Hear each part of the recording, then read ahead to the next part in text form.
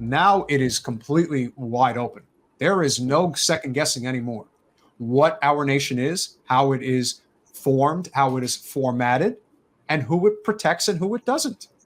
It protects a very small portion of this of the nation, the very rich, the very affluent, and the very influential. That's it. Everybody else, you're on your own.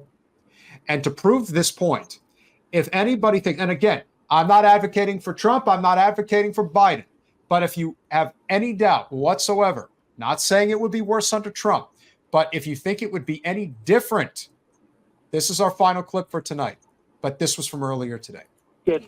The anti-Semitism, the hatred of Israel by so many people. You go back 10 years, I mean, Israel was protected by Congress, and now Congress is just doing numbers that are unbelievable with, I think, a very, very small group of people within Congress, and it's got to stop.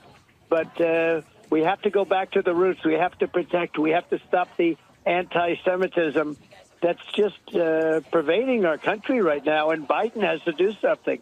You have to get the job done. It's a horrible job to do, but they have to respond when they do. When there's an attack, a sneak attack like on October 7th that's so violent and such hatred, you have to clean it out. You have to clean out the cancer, and you have to let them do their job. And frankly, it has to be done fast because this. He really has a way with words, doesn't he? I mean,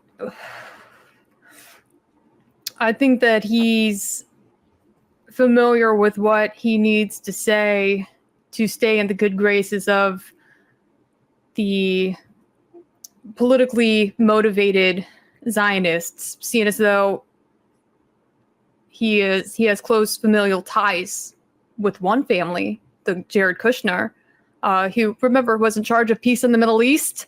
And what did he do when he was working for Trump? He literally just moved the embassy from Tel Aviv to Jerusalem.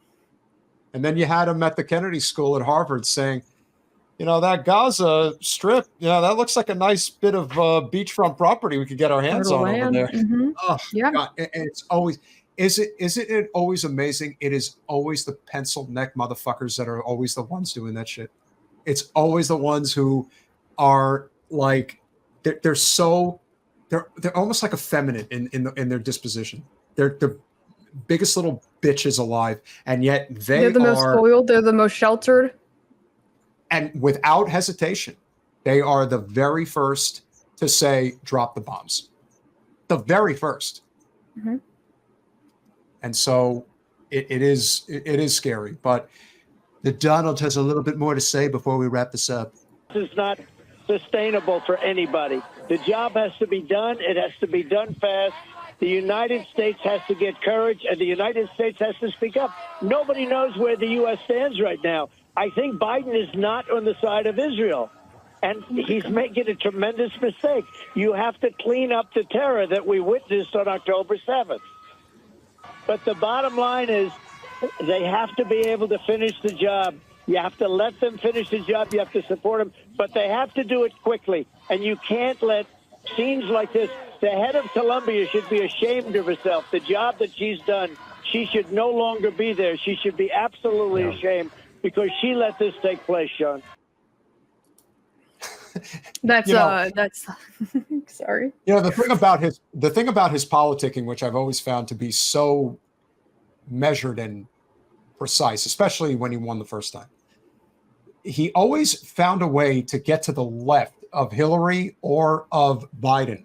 But on this issue of Israel, he's getting to the right of Biden, which is just, you have to do it quickly. You have to take care. Like, do what exactly?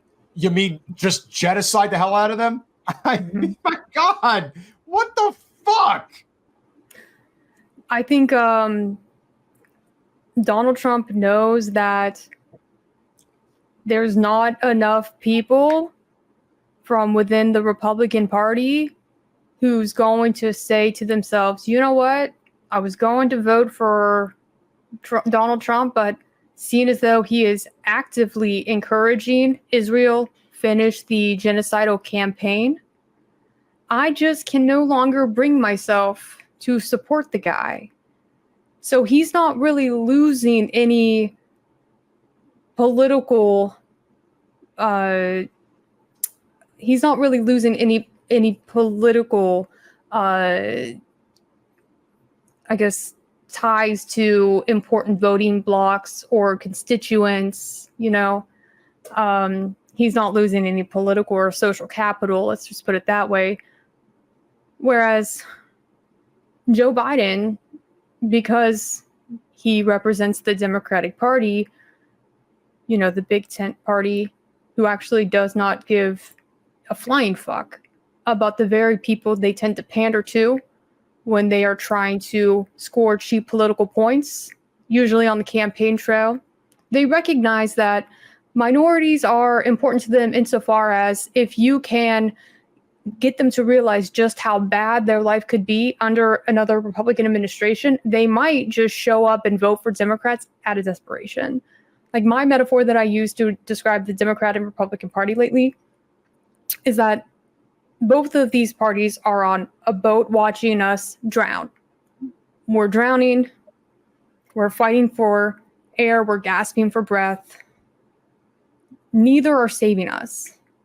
But the Republicans are celebrating our death, our suffering, our destruction. They're proud. They're happy. They're having a good time. And the Democrats are just planning their eulogy, their 10-minute moment of silence, kneeling in a kente cloth. They are so performative that they only care about how they appear from the outside perspective.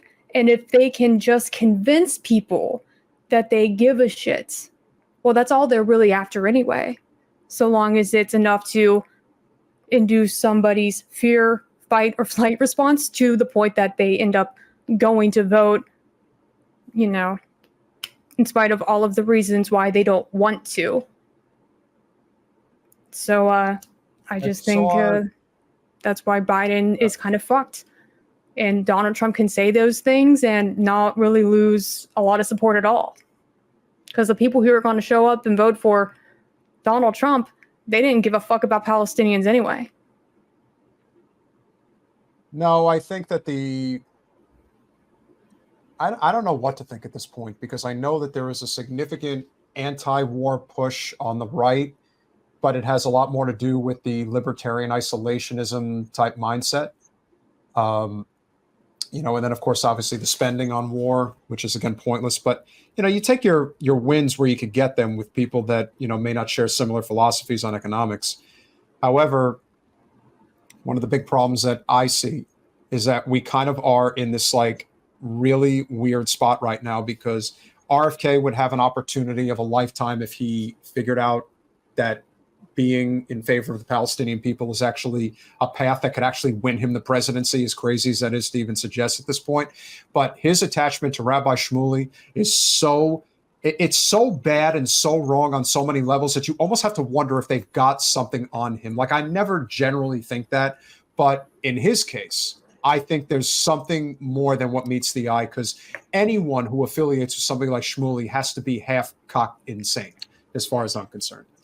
Then you have, obviously, Dr. Cornel West, who I don't really know if he's really running for president. I kind of get the impression that he's basically just trying to keep people's spirits up, because if you're going for ballot access, despite all the problems that the Green Party has, that would have been your one shot with the type of candidate that I think could have really made a significant impact from the left.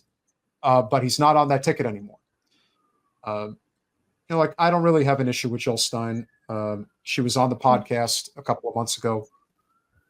You know, I don't think she's I don't think she has the capability in terms of being an inspirational candidate, in terms of rallying people the way that need to be rallied right now. I just think we're in a very, very bad place, and a lot of lack of faith, if that makes sense, in what's going on right now. And it is sad. But with that said, I still maintain that we've always been the people that we're waiting for. I know people kind of, you know, need to be led, need to have their hand held. But the truth is, this is a labor revolution that's just kind of waiting to happen. It's not a matter of could it happen. It could happen at it could happen tomorrow. A general strike could happen tomorrow if people finally got their shit together. I do think every day that goes by, more and more people are getting that. It's just a question of what is it going to take? I don't know. But I even suggested to just people that are with PDA, I said, look, the idea that the Democratic Party of Florida that wants you to believe that this state is somehow competitive for the general election, for the electoral votes in the state, that's fine. Just the idea that you would have somebody like Fetterman be your speaker out of all the people that you could get. You get him, and you know that this is a very hot button issue here in the state of Florida. And that's the direction you choose to go in. Who are you appealing to? Like, who are you trying to make an impression on? Can't be anybody good.